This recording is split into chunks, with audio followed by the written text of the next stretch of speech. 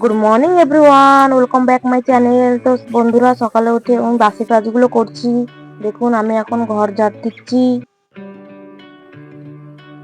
ঘর ঝাড় দেওয়া হয়ে গেছে, এখন আমি ঘরটা ভালো করে মুছে নিচ্ছি।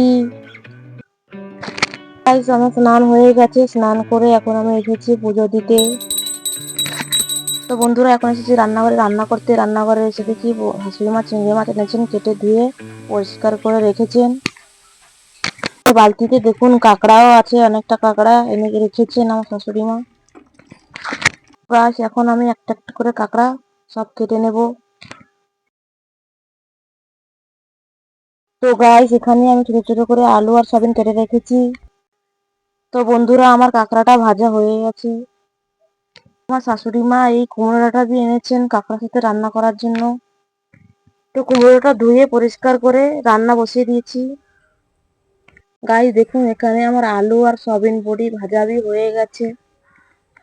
তো বন্ধুরা, আমার সব রান্না কমপ্লিট, তো তোমাদেরকে দেখাচ্ছি আমি কি কি রান্না করছি। এখানে আছে চিংড়ি মাছ দিয়ে আর কচু দিয়ে অল্প ঝোল দিয়ে মাখা মাখা রান্না। আর এখানে দেখো বড়ি আর আলু ভাজা, আর আর আলু ডাঁটা আর বেগুন দিয়ে কাঁকড়া দিয়ে চচ্চড়ি করেছি।